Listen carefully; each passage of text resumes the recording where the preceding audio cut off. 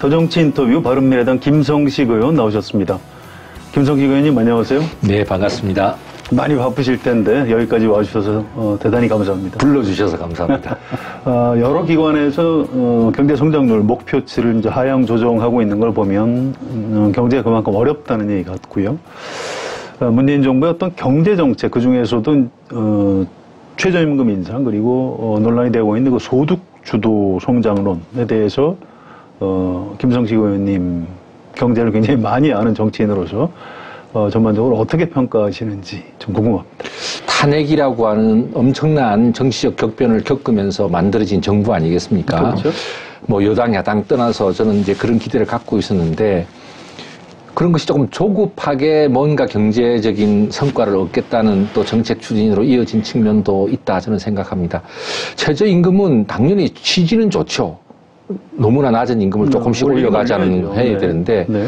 한꺼번에 이제 16.4%를 올리게 되니까 그 충격이 어디로 가느냐 하면 뭐 대기업이나 공공기관에 취업해 있는 따뜻한 일자리에 계신 분들한테 가는 게 아니고 네. 그 자영업이라든가 소상공인 중심으로 해서 거기에 고용돼 있는 좀 어려운 분들의 일자리가 오히려 줄어드는 이제 그런 결과를 낳았어요.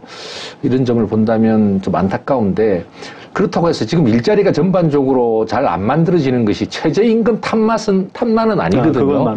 그런 의미에서 자꾸 또 최저임금 공방을 에만 초점을 맞추는 또 자유한국당의 논리도 저는 맞지 않다고 봅니다. 네. 일자리를 볼 때는 우리 경제가 적어도 글로벌 금융위기 이후에는 구조적으로 장기 침체 과정에 있거든요. 네. 그러니까 이 점을 어떻게 해결할 것인가를 봐야 되고 또 지금은 미국이 이제 금리를 막 올리고 있습니다.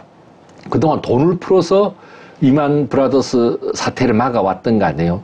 근데 그 돈을 미국에서 줄이고 있으니까 이 영향이 또 어느 정도 우리한테 있는 것이고 또 아무래도 최저임금 급격한 인상과 같이 좀 정책적으로 차분히 갔으면 됐을 일을 좀 급하게 하면서 생긴 요인도 같이 있다 이렇게 보고 싶습니다. 어떤 경제학자들은 소득주도 성장론은 그 경제학에 아예 없는 거다. 그것은 엉터리다. 뭐 이런 주장을 하는데 그런 주장이 맞는 얘기입니까? 뭐 엉터리라기보다도 성장론의 족보에는 없습니다. 족보에는 없군요. 예, 진보나 뭐 보수나 어떤 경제학자든 뭐 성장론을 이야기할 때 소득주도 성장을 이야기한 경우는 적어도 없고요. 다만 이제 ILO에서 과거에 2011년도에 임금주도 성장을 이야기한 거는 있습니다만 그거는 이제 개방 경제를 전제하지 않고 일굴적인 경제를 전제로 해서 만든 모델이다. 바로 적용하기는 어렵습니다.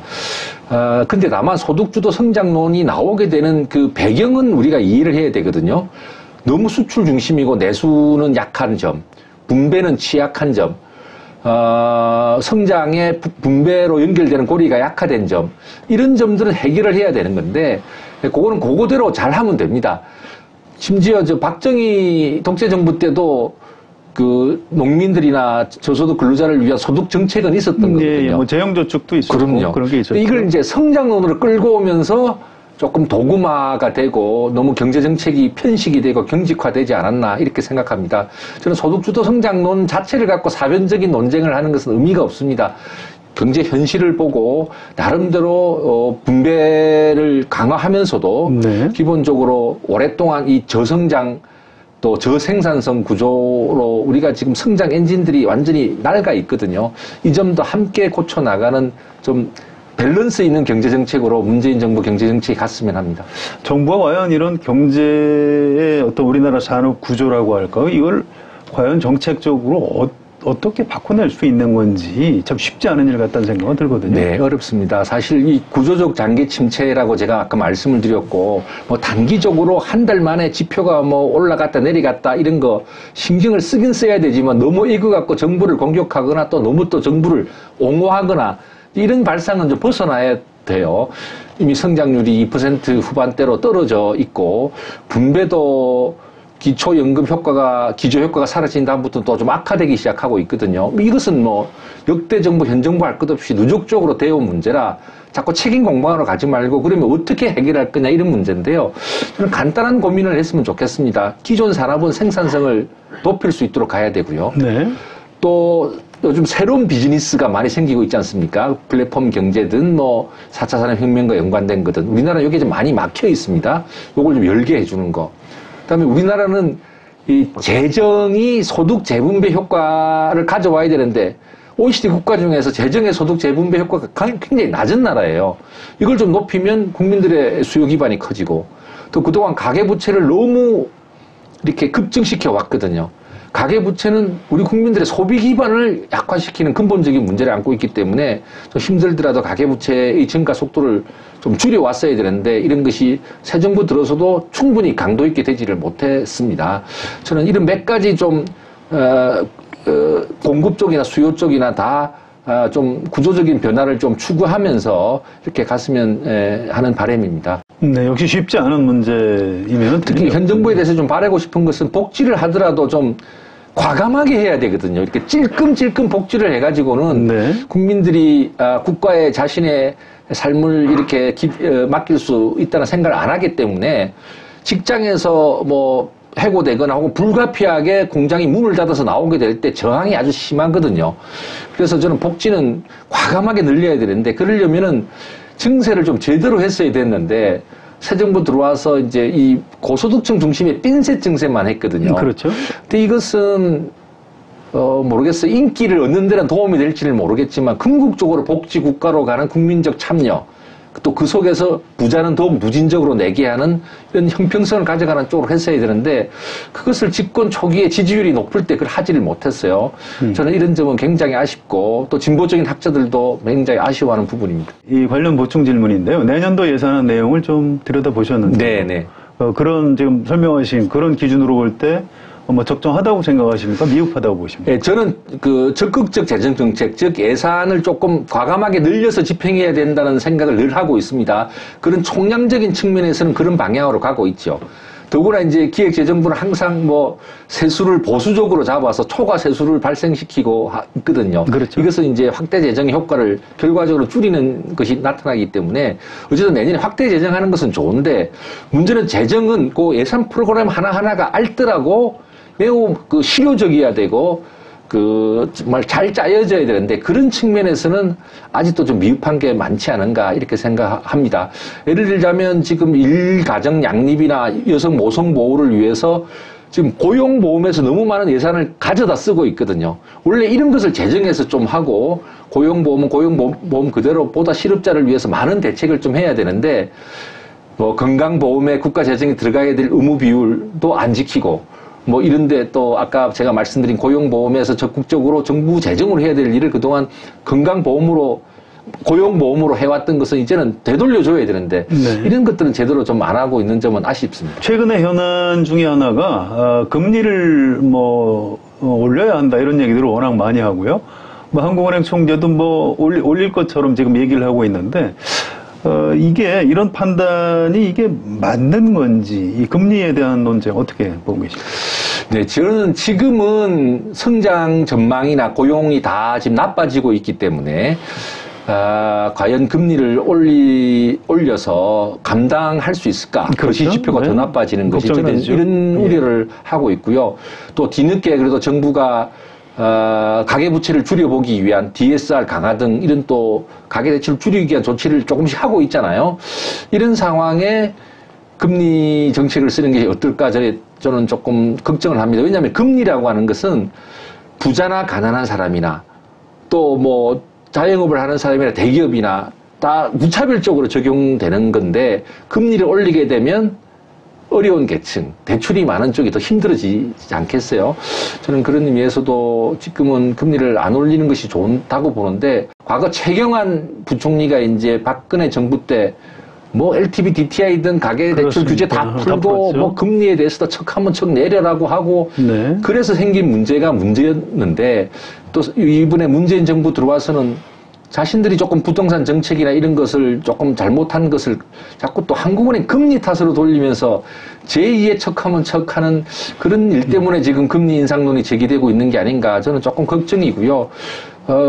저 나름대로 거시경제를 볼 때는 현재는 금리를 올릴 때는 아니고 이런 완화적인 통화정책이나 재정정책의 도움하에 이제 좀 고통스러운 구조개혁들을 좀 해나가서 우리 경제의 체질과 생산성을 높이는 일을 동시에 하는 거 저는 이것이 해야 될 일이고 국민들에게 좀 나누어야 될 비전이 아닐까 생각합니다. 부동산 인상이 무슨 시중에 돈이 많아서 그런 것이다라는 진단에 동의하지 않으시는군요. 네, 그렇습니다. 왜냐하면 지난번에 8.2 대책을 작년에 했고 1년 만에 또 강화된 9.13 대책을 올해 했지 않습니까? 그 사이에 엄청나게 서울 집값이 뛰었어요.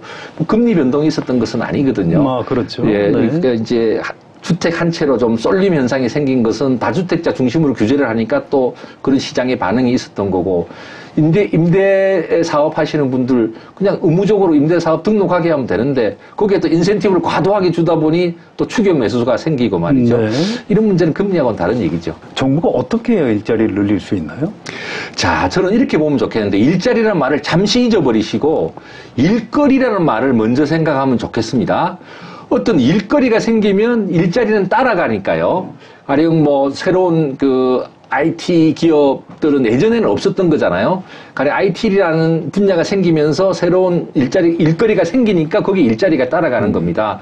그래서 저는 말씀드리고 싶은 것은 기존의 일자리가 줄어드는 이유는 생산성이 떨어져서 경쟁력이 약화되기 때문에 일거리가 줄어드는 거거든요. 네. 여기는 어떻게 생산성을 높여야 합니다. 지금 자동차 산업이 대표적인데요. 저는 고임금 자체는 탓하지 않겠습니다만 자동차 산업의 생산성이 외국에 비해서 엄청나게 떨어지고 있습니다. 자동차는 고용이 40만이거든요. 조선보다 훨씬 심각한 충격을 줄 거기 때문에 일거리를 관리하기 위해서는 기존 산업은 생산성을 높여야 되고요. 신규 산업은 비즈니스 기회를 자꾸 줘야 됩니다. 해보면서 문제가 생기면 막는 방식으로, 사후 규제 방식으로 좀 바꿔야 되고요. 그 다음에 인적 자원이 굉장히 중요하거든요. 네. 지금 청년들도 그렇고 또 신중년들도 문제고 뭔가 새로운 직업훈련 교육을 받아야 새로운 일자리로 갈 수 있지 않겠습니까? 이 부분에 대해서는 또 인적 자원을 생각하고 크게 봐서 일거리를 많이 만들어 나가자, 또 일거리를 유지하기 위해 생산성을 높이자, 그 다음에 인적 자원을 키워줘서 새로운 일자리에 적응할 수 있도록 하고 기업이 그런 인적 자원을 보고 좀 이렇게 투자에 자신감을 갖도록 하자, 이런 취지로 고민을 해나가는 것이 중요하다고 생각합니다. 4차 산업혁명, 인공지능 시대를 맞아서 기존의 일자리가 이제 직업 자체가 많이 없어지는 이런 추세가 있는데 이 정부가 일거리 또는 일자리를 만드는 정책이 없어지는 속도로 혹시 못 따라가는 건 아닐까요? 장기적으로 어떻게 보십니까? 예. 그러니까 정부가 직접 일자리를 만드는 것은 한계가 있고요. 네. 그래서 어쨌든 민간 주도의 경제 속에서 일거리가 많이 생기고 그런 것 속에서 이제 일자리로 연결되도록 하는 저는 네. 이제 이런 굉장히 필요하고, 다만 이제 자동화라든가 인공지능을 통한 말하자면 노동을 줄이는 이런 이제 투자나 기업 행태들이 많이 늘어날 텐데 그것도 이 자본주의의 그 이윤 경제를 매개로 하는 거기 때문에 또 이윤이 나는 하는 고용을 또 하거든요. 네. 그래서 이 부분은 이렇게 급격하게 4차 산업혁명 자체가 일자리를 줄일 거다라는 그런 논의는 요즘에 와서는 많이 줄었어요. 최근에 그런 얘기 안 예, 하죠. 예. 그래서 이제 과거 산업에서 이런 새로운 4차 산업혁명 시대에 맞는 산업으로 사람들이 이동할 수 있게 어떻게 해줄 것이냐. 이런 것이 이제 포용적 성장의 키워드이기도 합니다. 네, 그런 부분은 문제가. 정부에서 좀 해줘야 돼요. 그렇죠. 이런 부분을 해줘야죠. 그러니까 현 정부 정책에 대해서 비판하는 것은 나는 있을 수 있고, 또 정부도 비판에 대해서 너무 강변하지 말고 필요한 것은 고쳐가면 저는 된다고 봅니다.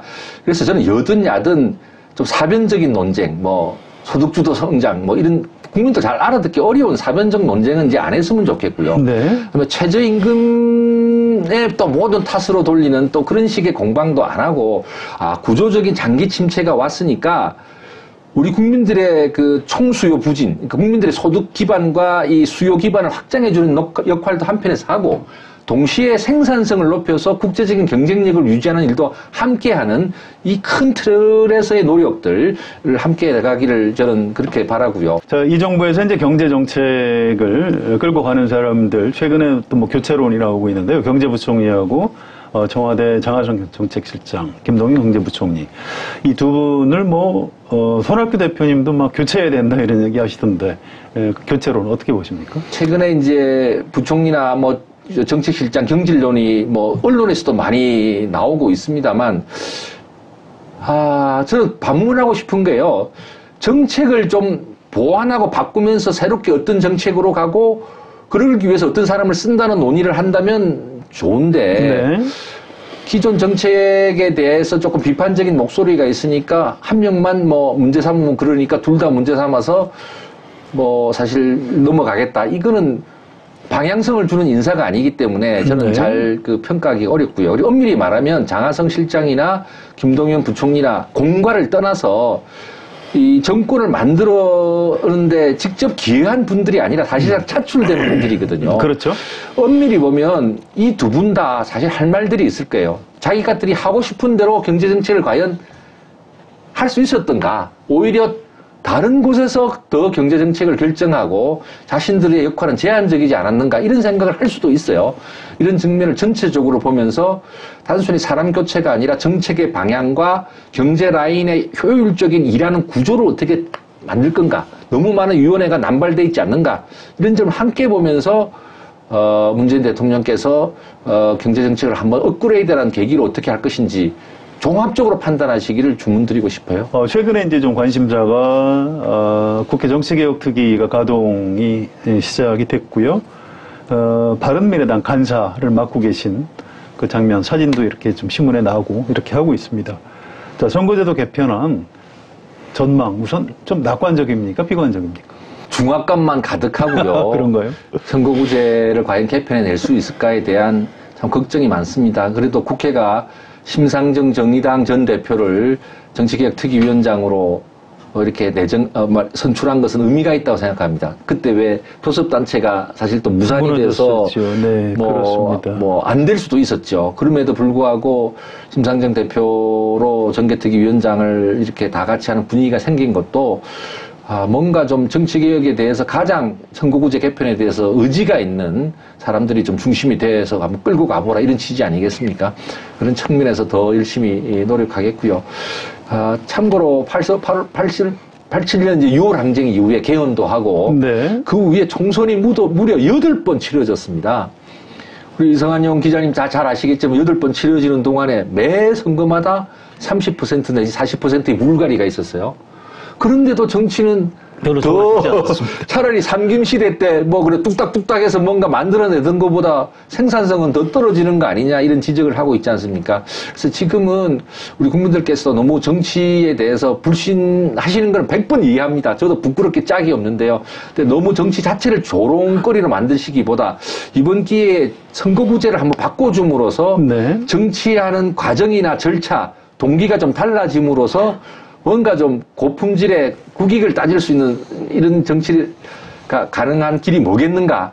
저는 이 소선거구제를 한번 이번에는 바꿔보는 거다, 이렇게 생각해서 국민들이 득표율을 주신 만큼 그것이 의석수로 전환될 수 있는 그런 선거구 제도로 연동형 비례대표가 되었든 도농복합이 되었건 그 절충형이 되었건 한번 최선을 다해서 해보고 싶고요. 국민들께서도 그런 차원으로 저희 문제의식을 조금 이해해 주셨으면 합니다. 일단 국회의원들이 본회의에서 선거법 개정을 하면 표결을 해야 될 텐데요. 자기 이익에 반하는 안에 찬성을 할 것 같지는 않고요. 좀 대다수 의원들을 만족시킬 수 있는 그런 현실적인 안을 만들 수 있을까요? 저는 그렇게만 접근해서는 답이 잘 없다고 생각하고요. 또 그렇게 또 충분히 우리 성 기자님께서 정치 현실을 알고 계시니까 이해하시려고 믿습니다. 저는 그래서 첫째로 당론으로부터 좀 자유로운 정개특위가 돼야 된다. 그래서 어제도 우리가 정개특위 회의를 했지만, 그제도 회의를 했지만, 당론 중심으로 이렇게 논의하지 말고 의원 각자들이, 정개특위 위원 각자들이 정말 어떻게 품질 좋은 정치를 국민들한테 드리기 위한 선거구제 개편 논의로 네. 비례성과 대표성을 높이는 것으로 갈 건가에 집중하자고 했습니다.